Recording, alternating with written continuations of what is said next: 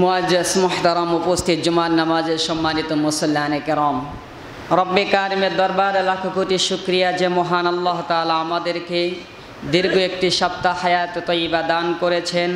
সুস্থতার সাথে সমস্তিষ্কে নামাজের পূর্ব মুহূর্তে মসজিদে এসে কিছু কথা বলার এবং শোনার তৌফিক দান করেছেন। সকলে শুকরগুজার করে আলহামদুলিল্লাহ। আজকে 2 জিলহজ 1446 হিজরি, 16 জ্যৈষ্ঠ 1432 বাংলা, 30 মে 2025 ইংরেজি। আজকের এই জুমায় আমরা আলোচনা করব কুরবানি আল্লাহ প্রেমের অনুপম দৃষ্টান্ত। এই আলোচ্য বিষয়ের প্রতি কোরআন ও হাদিসের প্রতি লক্ষ্য রেখে আলোচনা করার চেষ্টা করব। আমা তৌফিকে ইল্লা বিল্লাহ। প্রিয় হাজিরিন, ইব্রাহিম আলাইহিস সালামের পরীক্ষার মাধ্যমে যে মহান আল্লাহ তাআলা আমাদেরকে একটি হুকুম কিয়ামত পর্যন্ত জারি রেখেছেন, তার বন্ধুত্ব হাসিল করা, তাকওয়া অবলম্বন করা। মোট কথা, একজন বান্দা এই কুরবানির মাধ্যমে মহান রবের বন্ধুত্ব হাসিল করতে পারবে। আল্লাহ তাআলা আসলে বান্দার কাছ থেকে কি চাচ্ছেন, কি চায়, কুরবানির মূল লক্ষ্য উদ্দেশ্য কি, আল্লাহ তাআলা এই আলোচ্য বিষয়ের ওপর আমরা ইনশাআল্লাহ আজকে জানব। আল্লাহ তাআলা যদি তৌফিক দান করেন, কোরআন ও হাদিসের আলোকে এই আল্লাহ তাআলার এই কোরআন এবং এই হাদিসের আলোকে কুরবানি আল্লাহ তাআলার অনুপম দৃষ্টান্তর এই আলোচ্য বিষয় আমরা আজকে 4টি বিষয় আলোচনা করব। প্রথমে আমরা আলোচনা করব আল্লাহ তাআলা কুরবানির কোন অংশ কবুল করেন, কোন অংশ তিনি চান। দ্বিতীয়ত আমরা আলোচনা করব কুরবানির গুরুত্ব এবং ফজিলত সম্পর্কে। এরপর আমরা আলোচনা করব কুরবানির গোশত বন্টন হিসেবে কিভাবে আমরা গোশত বন্টন করব। চতুর্থ আমরা কিছু মাসলা মাসাইল আলোচনা করব, আল্লাহ তাআলা যদি তৌফিক দান করেন। স্বাভাবিকভাবে কুরবানির ব্যাপারে অসংখ্য কথা মানুষের লোকসমুখে শোনা যায়। কিছু কিছু কথা মানুষে ভেসে বেড়ায়, সেগুলো হলো কুরবানি পশু যত বড় হবে এবং যত পশম হবে তার সবটা বেশি দেওয়া হবে। এই ধরনের মূর্খ অনেক কথাই আমরা লোকসমাজে শুনে থাকি। এরপর রক্ত, মাংস, গোশত এগুলো বেশির দ্বারা আসলে আল্লাহ তাআলাকে এগুলো বেশির মাধ্যমে কি বান্দার নেকি বেশি দিবেন, না কোন জিনিসটা আল্লাহ তাআলা চাচ্ছেন সেই জিনিসটাই আমরা আজকে ইব্রাহিম আলাইহিস সালাম এবং ইসমাঈল আলাইহিস সালামের সেই ঐতিহাসিক পিতা পুত্রের আল্লাহর ভালোবাসার পরীক্ষা দেওয়ার ক্ষেত্রে আমরা সেখান থেকে আমরা জানব। মহান রব যখন ইব্রাহিম আলাইহিস সালামকে ঘোষণা করলেন, আপনি কি করেন, আপনার পছন্দের জিনিসকে কুরবানি করেন। গত জুমায় বলেছি, সন্তান তার পিতাকে বলেছেন, আপনার যেভাবে খুশি, যেভাবে ইচ্ছা আপনি আপনার রবের হুকুম পালন করুন। তো আল্লাহর ভালোবাসার প্রমাণ করতে গিয়ে ইব্রাহিম আলাইহিস সালাম তার সন্তানকে মরু প্রান্তরে যখন শুয়ে দিয়েছিলেন, জবেহ করার জন্য যখন প্রস্তুত হয়েছিলেন, একবার, দুইবার, তিনবার যখন ধারালো ছুরি দিয়ে যখন তাকে এভাবে শায়িত করে শুরুতেছিলেন, মহান আল্লাহ তাআলা তখন ইব্রাহিম আলাইহিস সালামকে ডাক দিয়ে বলেন, ওয়ানাদাইনাহু আইয়া ইব্রাহিম কদ সাদ্দাকতা রুইয়া। হে ইব্রাহিম আলাইহিস সালাম বন্ধু, তুমি তোমার স্বপ্নকে বাস্তবায়ন করেছো, সুতরাং তোমার সন্তানকে কুরবানি করতে হবে, আমি সেটা চাই না।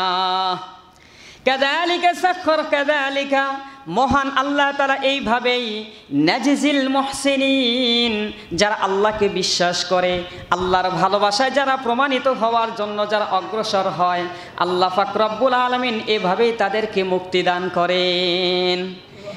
অনেক সময় বান্দার অনেক পরীক্ষা নিতে চায়, বান্দা মনে করে এটার দ্বারা আমার অনেক ক্ষতি হয়ে যাবে, আমার অনেক লোকসান হয়ে যাবে।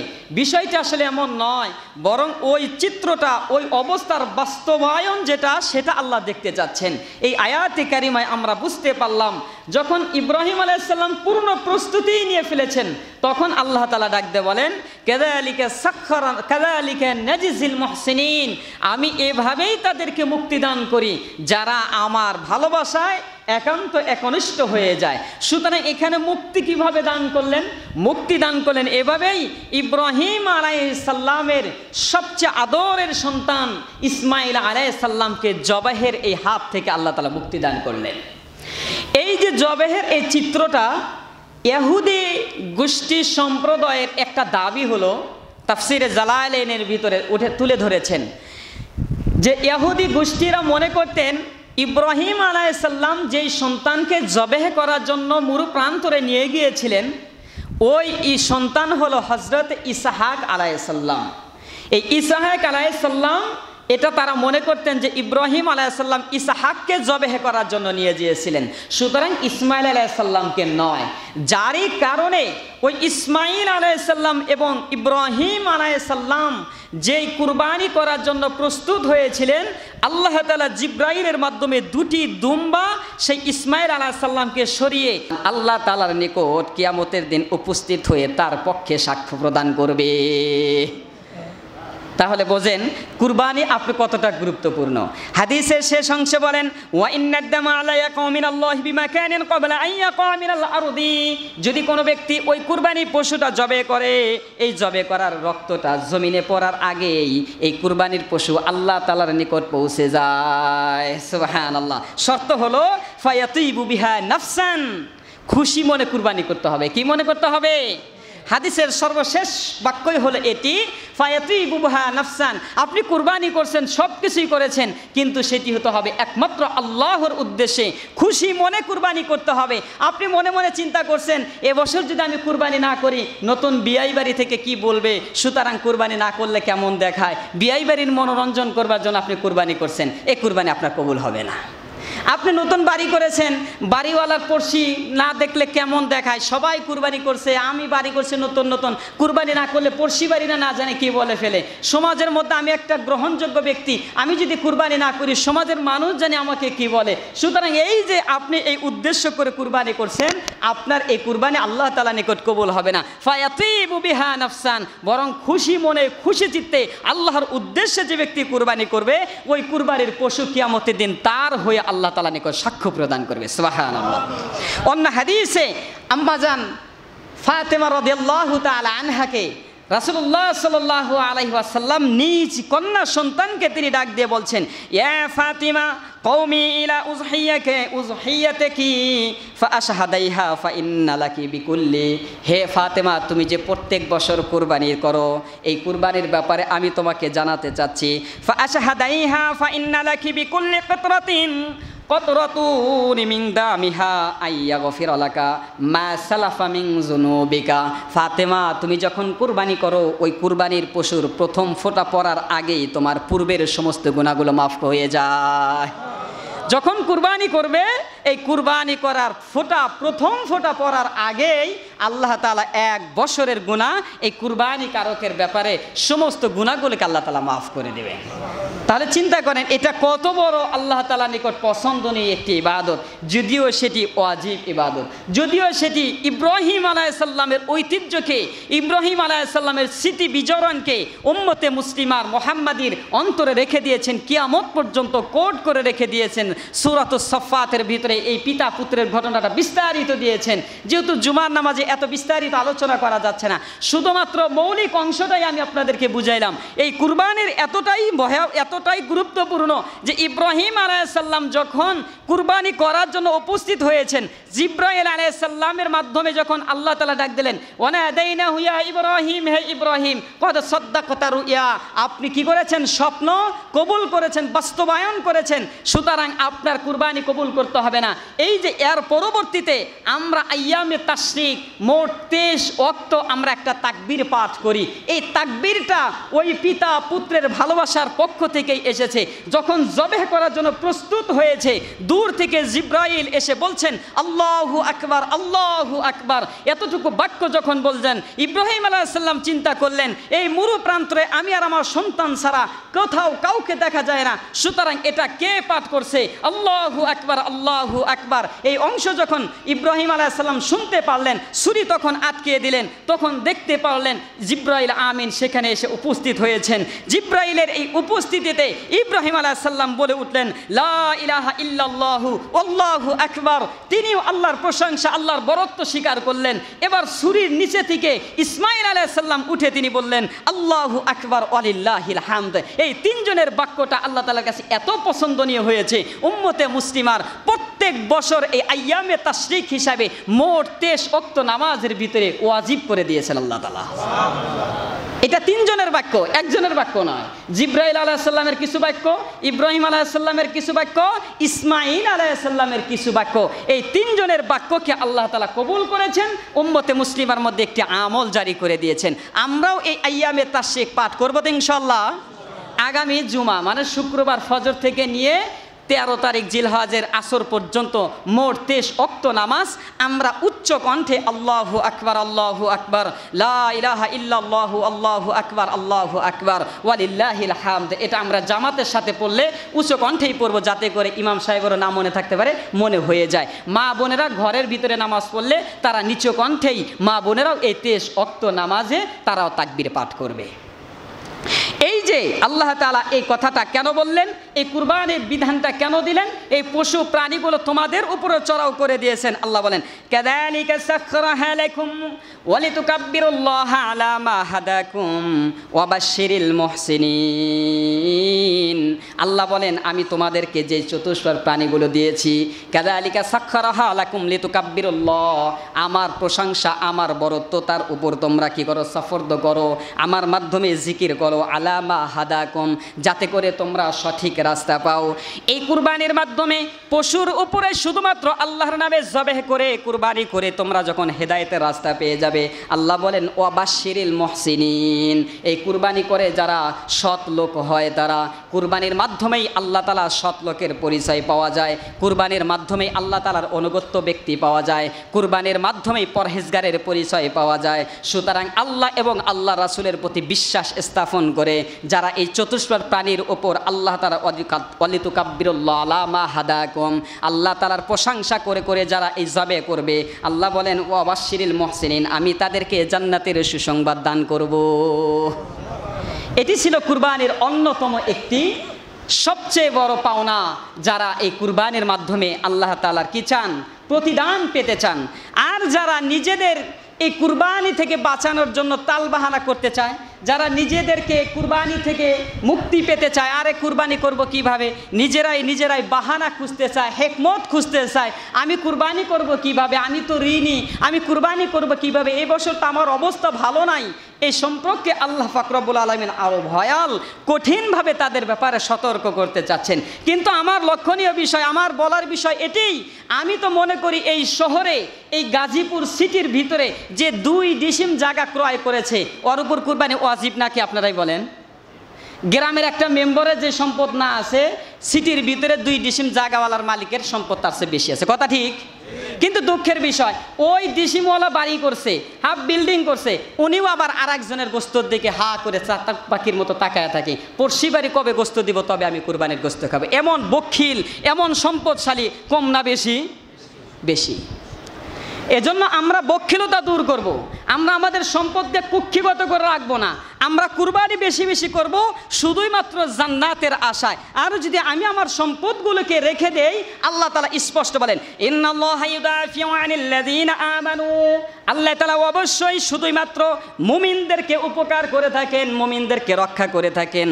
কিন্তু আল্লাহ বলেন, ইন্নাল্লাহা লা ইউহিব্বু কুল্লা খাওয়ানিন কাফুর, যারা সম্পদের মাধ্যমে আল্লাহ তাআলার বিশ্বাসঘাতকতা করতে চায়, যারা অকৃতজ্ঞতা করতে চায়, সম্পদ দিয়েছে কিন্তু গুনে দেখে কুরবানি করতে গেলে 15,000 টাকা 10 নেমে যাবে, করা যাবে না।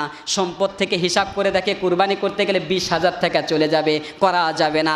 এইভাবে যারা অকৃতজ্ঞ করে, আল্লাহ বলেন ইন্নাল্লাহা লা ইউহিব্বু কুল্লা খাওয়ানিন কাফুর, যারা অকৃতজ্ঞ বিশ্বাসঘাতক তাদের জন্য জাহান্নাম, তাদের জন্য কি?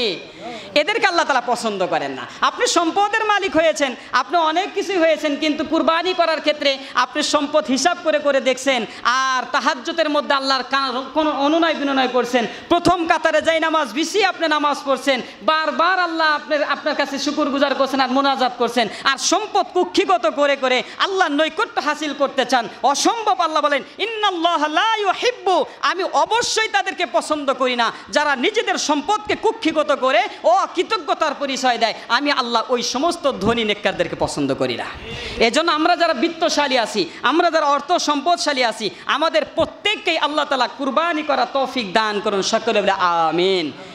এই কুরবানি নিয়েও আমাদের এই সমাজে বর্তমানে কিছু ষড়যন্ত্র চলছে, কিছু অভিযান চলছে। নাস্তিক মুরতাদদের কিছু সঠিক একদম কি কয় বিষ মাখানো মধুর সাথে বিষ মিশিয়ে কিছু কথা বলি আমাদেরকে সরিয়ে দিচ্ছে, যার কারণে যাতে মানুষ কুরবানি থেকে দূরে সরে যায়। নাস্তিকদের অবস্থা হলো, নাস্তিকদের একটি পাড়া আমাদেরকে ধোঁকা দিচ্ছে সরল মনা মুসলিম জাতিকে। সেই ধোঁকাতে তাদেরকে দান করাটাও খারাপ না, যারা খাবার পাচ্ছে না তাদেরকে না দিলেও তো খারাপ না।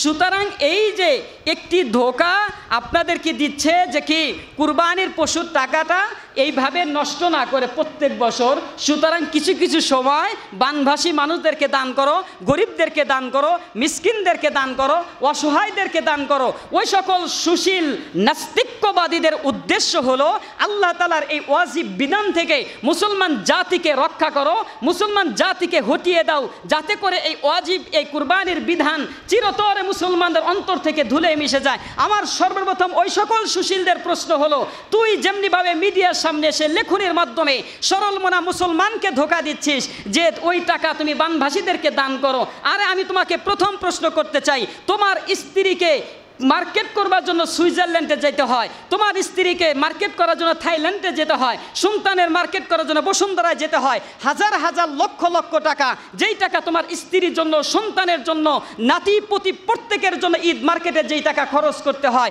আমি বলবো তুই কুরবানি করার আগে ওই মার্কেটের টাকাগুলো দান করে দে। এই দেশের মুসলমানের কুরবানির টাকা দান করার প্রয়োজন হবে না। এটা নিজ একটি মানুষকে ধোঁকা এবং অসম্ভবভাবে, অসম্ভনীয়ভাবে, সুপরিকল্পিতভাবে মানুষকে কুরবানি থেকে বিরত রাখার চেষ্টা করছে।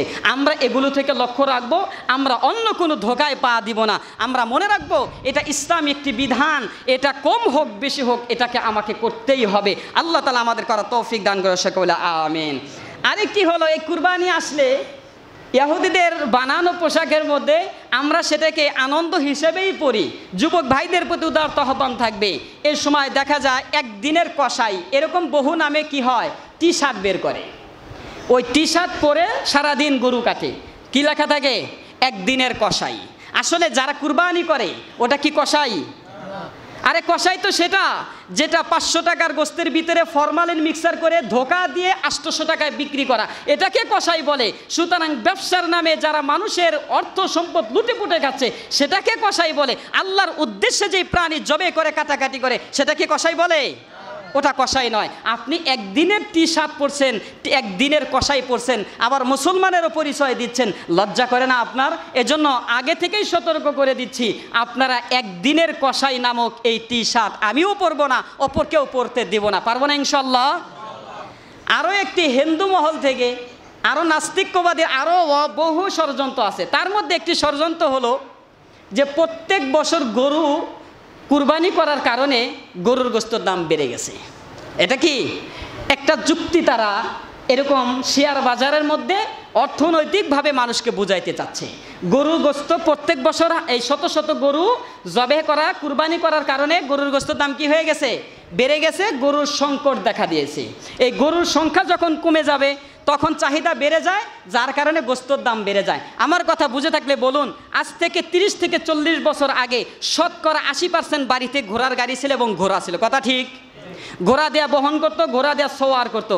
এখন এই 40-50 বছর পরে আমার মনে হয় 2%ও ঘোড়া পাওয়া যাবে না। আপনারাই বলেন বছরে কয়শো করে ঘোড়া কুরবানি করা হয়েছে? ঘোড়া কুরবানি করা হয়েছে? তাহলে এই ঘোড়া গেল কোথায়? সুতরাং এটি একটি ধোঁকা, এটি একটি ষড়যন্ত্র।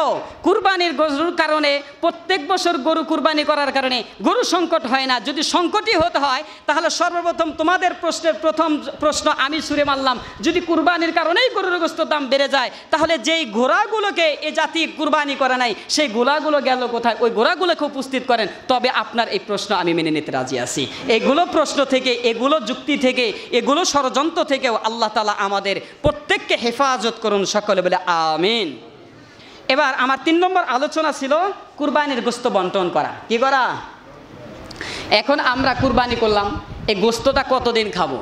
আমি কি কুরবানি গরু জব করে সম্পূর্ণ ওই দিন কালো চশমা পরে কে কি করলো না করলো সেগুলোকে না দেখে, হ্যাঁ, সুন্দর করে নিজের ওই কি কয় গাড়ি পার্কিংয়ের জায়গায় গরুটা জবাই করে খালি উপরে নিচ্ছি আর পুরাটাই ফ্রিজে বসছি, বিষয়টা এরকম হবে নাকি আত্মীয় স্বজনকেও দিতে হবে, না খোঁজ খবর রাখতে হবে, না আমি সারা বছর রেখে রেখে রেখে রেখে শুধু ফ্রিজ থেকে বের করবো আর খাবো? এই ব্যাপারে কোরআন এবং হাদিস আমাদেরকে কি বলে আসুন আমরা সেখান থেকে জেনে নিই। মহান আল্লাহ তাআলা স্পষ্ট ঘোষণা করলেন, ফাকুলু মিনহা ওয়া আত'ইমুল কানি'a ওয়াল মু'তার, তোমরা যে সকল প্রাণীগুলোকে আল্লাহর নামে জবেহ করবে, ফাকুলু মিনহা, সেগুলো তোমরা খাও, ওয়া আত'ইমুল কানি'a ওয়াল মু'তার, এবং তাদেরকে খাওয়াও, কানি'a ওয়াল মু'তার, গরিব অসহায় আত্মীয় স্বজন মিসকিনদেরকে খাওয়াও। ইবনে আব্বাস রাহিমাহুল্লাহ বলেন, কানিয়া ওই সকল গরিবদেরকে বলা হয় যে সকল গরিবরা মানুষের কাছে চাইতে পছন্দ করে না, এদেরকে বলা হয় কানিয়া। আর মু'তার, এইখানে আরেক ধরনের গরিবদের কথা বলা হয়েছে। এক শ্রেণীর গরিবরা গরিব থাকে কিন্তু মানুষের কাছে চায় না। আপনার এক ফুফাতো ভাই মনে করেন গরিব, আপনার আপন বোনই গরিব, আপনার ফুফু গরিব, কিন্তু আপনার কাছে লজ্জায় চায় না। এরকম আত্মীয় স্বজন বা নিকটতম বা পড়শি এরকম গরিব মানুষ আছে না? অনেক আছে, কিন্তু তারা কি করে না? চায় না। ইবনে আব্বাস বলেন কানিয়া, উনি ব্যাখ্যা করেছেন এই ধরনের গরিবকে বলা হয় কোরআনের ভাষায় যেটাকে কানে শব্দ ব্যবহার করা হয়েছে, ওই সকল গরিব যারা অন্যের কাছে হাত পাতে না কিন্তু গরিব। আর মু'তার বলা হয় যারা অন্যের কাছে চায়, গরিব চায়, এটা দোষণীয় কিছু নয়, তার অভাবের কারণে চায়। এই দুই শ্রেণীর ব্যক্তিদেরকে তুমি কি করো? তোমার এই প্রাণীর গোশতগুলো বিতরণ করে দাও। কয় শ্রেণীর ব্যক্তি?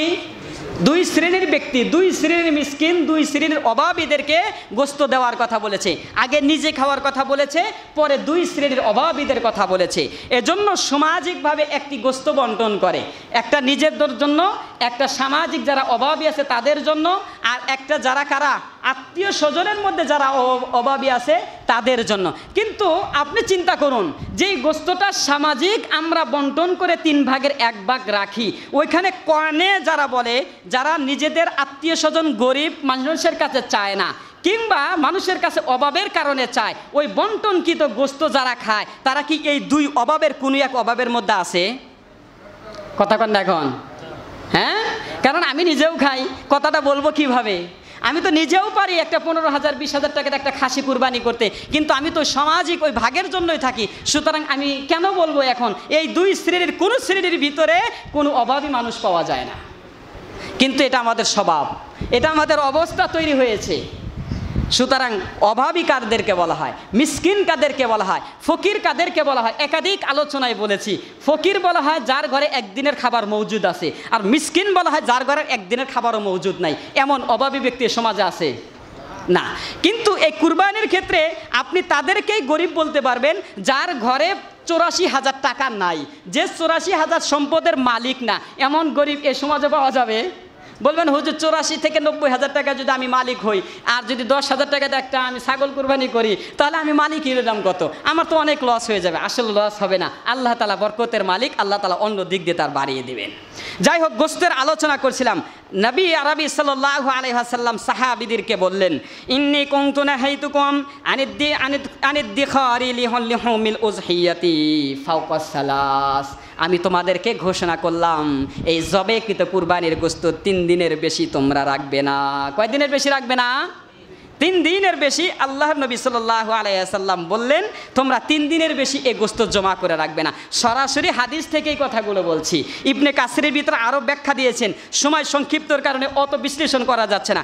রাসূল বলেন, ইন্নী কুনতু নাহাইতুকুম আনিদ্দিখারি লিহুমিল উযহিয়াতি তোমাদের এই প্রাণী জবেকৃত যে গোস্তগুলো আসবে ফাওকা সালাসিন, সেটা 3 দিন পর্যন্ত রাখতে পারবে। ও ফাকুলু ওয়াদ্দিখারু মা বাদ্দালা লাকুম ফাকুলু ওয়া আতইমু ওয়া তাসাদ্দাকু, এরপর তুমি কি করো, ফাকুলু নিজে খাও, ওয়া আতইমু অন্যকে খাওয়াও, ওয়া তাসাদ্দাকু আর বাদ বাকিগুলো সদকা করে দাও। এই 3 শ্রেণীর কথা আল্লাহর নবী সাল্লাল্লাহু আলাইহি ওয়াসাল্লাম নিজে বলে গেছেন।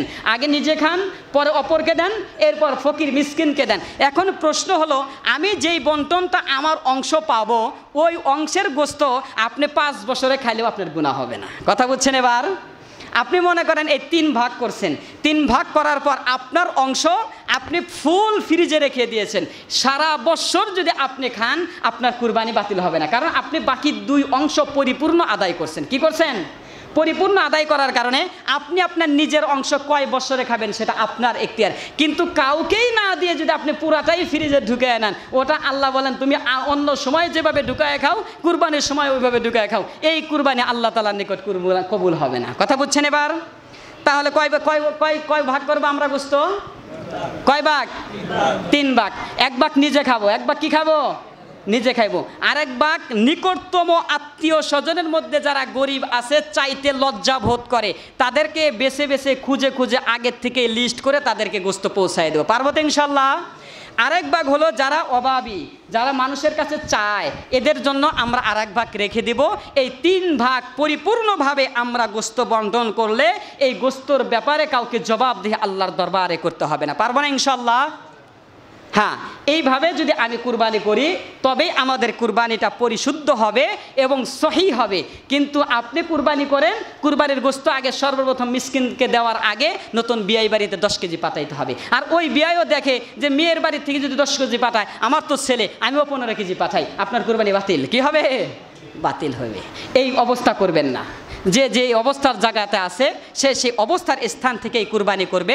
একমাত্র লা ইয়ানালুল্লাহু লুহুমুহা ওয়ালাকিন ইয়ানালুহু তাকওয়া মিনকুম, আপনার অন্তরের অবস্থা আল্লাহ যেহেতু জানেন, অন্তরের অবস্থাটাই আল্লাহ যেহেতু কবুল করবেন, সেজন্য একমাত্র গোস্ত কি হয় হোক, আমি কুরবানি করছি আল্লাহর উদ্দেশ্যে। আরে গোস্ত বিয়াই বাড়ি পাবে না না পাবে, আমার সন্তান খাবে না না খাবে, আমার আত্মীয় স্বজন খাবে কি না খাবে, সেটা আমার দেখার বিষয় নাই। বরং আমি তো আল্লাহর ভালোবাসার জন্যই আমি কুরবানি করেছি, আমি তো মানুষকে দেখানোর জন্য নয়, আমি কিন্তু মানুষের বাহবার জন্য নয়। সুতরাং ওই আল্লাহই খুশি থাকলে চলবে, আমার গোস্ত দেখার বিষয় না। সুতরাং এটাই হলো কুরবানি। এমনভাবেই কুরবানি করলে, এমনভাবেই গোস্ত বন্টন করলে এই কুরবানি আপনাকে জান্নাতের সুসংবাদ দান করে। সুবহানাল্লাহ।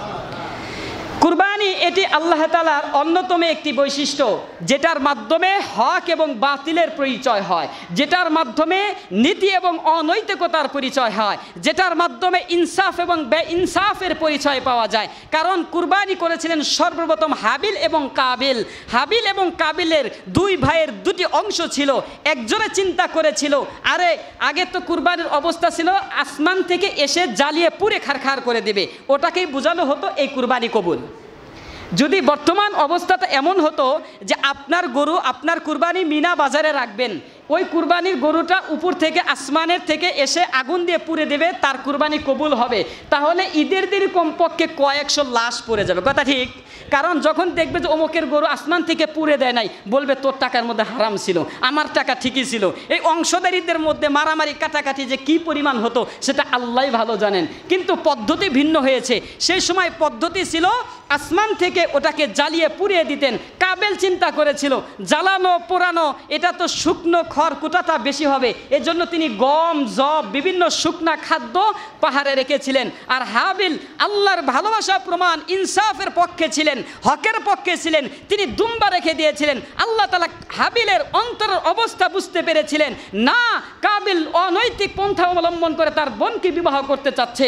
সুতরাং আল্লাহ অসত্যের সাথে থাকে না, আল্লাহ বেহকের সাথে থাকে না, হারামের সাথে থাকে না, লম্পটের সাথে থাকে না, দুর্নীতিবাজের সাথে থাকে না, সুদখোরের সাথে থাকে না। শুধুমাত্র যার অন্তর একনিষ্ঠ আল্লাহর জন্য প্রস্তুত করে দেয়, ওয়ালাকিন ইয়ানালুহু তাকওয়া মিনকুম, ওই অন্তরের অবস্থা নিয়ে খড়কুটার সামনে যদি একটি জীবন্ত প্রাণীও রাখা যায়, আল্লাহ তাআলা ওই ভালোবাসার মাধ্যমে ওই জীবন্ত প্রাণীকে পুড়িয়ে দিতে আল্লাহ তাআলা প্রস্তুত থাকেন।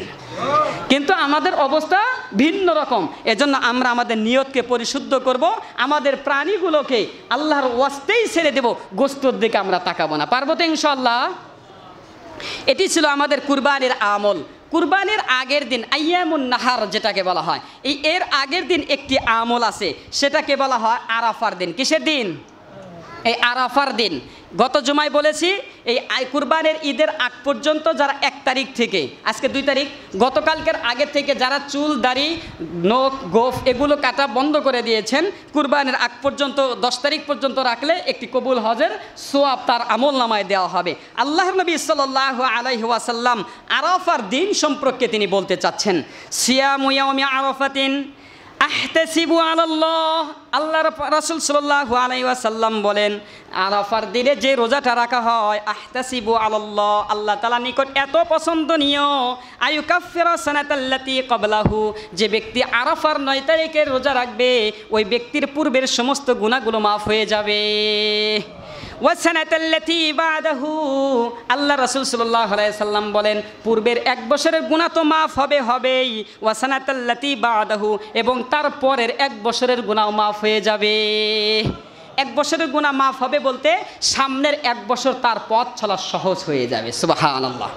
এজন্য আমরা আরাফার এই 9 তারিখে, অর্থাৎ সৌদি আরব যেদিন হজ হবে, আমাদের এদিন হবে শুক্রবার, আগামী জুমার দিন, বৃহস্পতিবার রাত্রিতে আমরা সাহারি খাবো। এই শুক্রবারের এই আমল, এই রোজার মাধ্যমে আল্লাহ রাসূল সাল্লাল্লাহু আলাইহি ওয়াসাল্লাম বলেন আগের 1 বছরের গুনাহ মাফ, পরের 1 বছরের গুনাহ মাফ। এজন্য আমরা ওই দিনের রোজা নিজেও রাখবো, মা বোনদেরকেও আমরা বাড়িতে গিয়ে বলবো আমাদের প্রত্যেককে এই আরাফা রোজা রাখার তৌফিক দান করুন। সকলে বলে আমিন। আলোচনার চতুর্থ অংশ ছিল কিছু মাসলা মাসাইল। এই আলোচনার এই 5-7টি মাসলা মাসাইল বলেই আমরা আলোচনা শেষ হয়ে যাবে। দেখুন, মাসআলার ক্ষেত্রে আমরা পশু কোন কোন প্রাণী দিয়ে আমরা কুরবানি করব, সেই প্রাণীগুলোর বয়স আমাদের জানা থাকা দরকার। বাংলাদেশে বেশিরভাগ আমরা পশু যেগুলো আমরা কুরবানি করি সেগুলো হলো গরু, মহিষ, ছাগল, ভেড়া, দুম্বা, উট, কম। হ্যাঁ, এই 6 শ্রেণী। যদি গরু এবং মহিষ হয় পরিপূর্ণ 2 বছর হতে হবে। কয় বছর হতে হবে? 2 বছর না 2 দাঁত? হ্যাঁ, কেনার আগে আমরা কি করি? বছর জিজ্ঞাসা করি না, যাহেরা দাঁত জিজ্ঞাসা করি। কয় দাঁত হয়েছে গরুটার? কথা ঠিক না? বেশিরভাগ মানুষ আমরা দাঁত জিজ্ঞাসা করি, গরুর কয় দাঁত? আরে দাঁত ওই যে শিল দেও ফালা নিয়ে আসে। মানুষের বাটপারের অভাব শেষ নাই। এজন্য গৃহস্থকে জিজ্ঞাসা করতে হবে আপনার এই পশুর বয়স কতদিন। সে যদি মিথ্যা ধোকা দিয়ে বিক্রি করে সেটা ভিন্ন, আপনি দায়ী থাকবেন না, কিন্তু আপনার যাচাই বাছাই করার দরকার আছে এই গরুর বয়স কতদিন, এই মহিষের বয়স কতদিন। পূর্ণ 2 বছর হতে হবে। কয় বছর হতে হবে? 2 বছর। ছাগল, ভেড়া, দুম্বা 1 বছর পরিপূর্ণ হতে হবে। কয় বছর? 1 বছর পরিপূর্ণ হতে হবে। একটা মাসালা আছে, ভেড়া এবং দুম্বার বাচ্চাগুলো অতি সহজেই বড় হয়, এগুলো 1 বছরের কাছাকাছি যাওয়ার আগে হিষ্টপিষ্ট হয়, সেগুলো দ্বারা কুরবানি করা যায়। কিন্তু ওই মাসালা কেউ কেউ গরুর মধ্যে লাগাইতেছে, কেউ কেউ ছাগলের মধ্যে লাগাইতেছে। কয় 2 বছর না হলে কি হয়েছে, হিষ্টপিষ্ট তো মোটামুটি ভালো আছে, এই ছাগলও হিষ্টপিষ্ট না। না, ও পরিপূর্ণ 1 বছর পরিপূর্ণ হতে হবে। কয় বছর পরিপূর্ণ? 1 বছর পরিপূর্ণ হতে হবে। উট হলে 5 বছর হতে হবে। কয় বছর? 5 বছর। 2 নাম্বার, অস্ত্র ধারালো হতে হবে। যেমন আপনি পশু ক্রয় করছেন তেমন আপনার অস্ত্র ক্রয় করতে হবে। হুজুরের অস্ত্রের লিগা, মসজিদের ছুরির লিগা তাকায় থাকতে হবে না। আপনি আগে থেকেই কি করবেন? ছুরি, অস্ত্র ধারালো রাখবেন। এটা ধারালো কেন রাখবেন? রাসূল বলেন ফাইদা কতালতুহুম, যখন তোমরা কোনো প্রাণীকে হত্যা করবে, আও যাবিহতুম ফাহতাসিবু যিবহা, তোমরা সেই গোশত, সেই প্রাণীকে জবে করার ক্ষেত্রে সহজ করো। কি করো? সহজ করতে হবে। যদি ধারালো না হয় সেটা কঠিন হয়, এজন্য সহজভাবে সেই ছুরি ধারালো অস্ত্র হতে হবে। এবং এখানে আরেকটা লক্ষণীয় বিষয় হলো যে কয়জনে জবে করার ক্ষেত্রে ছুরিটা ধরবে। অনেক সময় একাধিক মানুষ ছুরি ধরে, ছুরি ধরে না? ওই একাধিক মানুষ যদি ছুরি জবে করার ওই ছুরিটা ধরে, যদি 2 জনে ধরে, 3 জনে ধরে, কিংবা 4 জনে ধরে, ওই যেই কয়জনের ছুরির সাথে অংশগ্রহণ করবে প্রত্যেকেরই বিসমিল্লাহ আল্লাহু আকবার অবশ্যই বলতে হবে। কথা বুঝছেন এবার? এজন্য জোরে যখন বিসমিল্লাহ আল্লাহু আকবার বলা হয় তখন যাদের মনে থাকে না তাদেরও স্মরণ হয়ে যায়। এজন্য বিসমিল্লাহ আল্লাহু আকবার ছুরি যে কয়জনে ধরবে ওই কয়জনের অবশ্যই তাদেরও পাঠ করতে হবে। 3 নাম্বার, শরিকি ভাগের তুলনায় একাকী কুরবানি করার ক্ষেত্রে বেশি বেশি চেষ্টা করবেন। 5 জনে 7 জনে বড় গরু আনতে হবে বিষয়টা এমন না। একা একা কুরবানি করার বেশি চেষ্টা করবেন, কারণ ভাগে অংশদারিত্ব পশু ক্রয় করার থেকে শুরু করে শেষ পর্যন্ত মনে মধ্যে একটা খটকা থেকে যায়। চিন্তা করে ওই গরুটা কিনলে ভালো হতো, আর একজনে কয় ওটা কিনলে একটু পর্তায় বেশি হতো, আর একজনে কয় না ওই প্রথমে যে দেখছিলাম ওইটা কিনলে একটু গোস্ত আর একটু বেশি হতো। বোঝেন না বিষয়টা? এই জন্য এককভাবে যদি ক্রয় করেন নিয়তের মধ্যে কোনো ঝামেলা থাকে না, পছন্দের মধ্যেও কোনো কি থাকে না, ঝামেলা থাকে না। আর অংশদারিত্ব করতে গেলে পছন্দের মধ্যে একটা কি হয়ে যায়, ঝামেলা হয়ে যায়। এজন্য এদিকেও আমাদের লক্ষণীয় বিষয়। 4 নাম্বার, গোস্ত বন্টন করার ক্ষেত্রে অনুমান করা যাবে না। অমুকের দিয়ে দাও, এত দিয়ে দাও, হাসকা দিয়ে দাও, এই অনুমান বন্টন করা যাবে না। গ্রামগঞ্জে বেশিরভাগ সময় এটা করে, কুরবানির করতে করতে অনেক সময় পার হয়ে যায়, আসর মাগরিব হয়ে যায়, তখন খালি ডিশ দেয়া অনুমান করে দিতে থাকে। এই অনুমান করে গোস্ত বন্টন করা যাবে না। বন্টন করলে পরিপূর্ণ কি করবেন, আপনারা 5 জন আছেন 7 জন আছেন, অমুক একটু বেশি আছে, অমুকের সন্তান একটু ওই জিনিসটা বেশি পছন্দ করে দিয়ে দাও না। বন্টন করার ক্ষেত্রে 5 ভাগ 6 ভাগ পরিপূর্ণ মেপে, মিটার দিয়ে মেপে মেপে আপনাদের অংশ পরিবর্তন ভাগ করতে হবে। এবং 3 ভাগ করা উত্তম। তবে যদি কোনো ব্যক্তি এই 3 ভাগের যেই ভাগ সমাজে দিয়েছেন, কথা বুঝছেন না, সমাজে আপনি কি করছেন, 1 ভাগ দিয়েছেন না, ওই ভাগের অংশদারিত্ব থেকে যে কুরবানি করছে সে না নেওয়াই উত্তম, মুস্তাহাব। তবে যদি নেয় নিতে পারে, নিলে কি করতে পারে, নিতে পারে। যেহেতু সে কুরবানি করছে, সামাজিক গোস্তটা না নিলে আরেকজন গরিব মিসকিনটা বেশি পাবে, সেজন্য না নেওয়া উত্তম। কিন্তু যদি নেয় সে নিলে নিতে পারে। এই ছিল মোটামুটি আমাদের যতটুকু চলতে ফিরতে যে আমাদের প্রয়োজন, আমরা এতটুকুই মাসলা মাসালা এবং আলোচনা করলাম। আমাকে এবং আপনাদের প্রত্যেককে আমল করার তৌফিক দান করুন, সকলে আমিন। বাদ বাকি যাদের বিশেষ কিছু প্রয়োজন আছে ইনশাল্লাহ আগামীতে আমরা, আগামী জুমা যেহেতু আরেকটা আছে, সেই জুমায় আমরা সেগুলো জেনে নেব বা আমরা প্রশ্ন করব বা একে অপরের কাছ থেকে জানার চেষ্টা করব।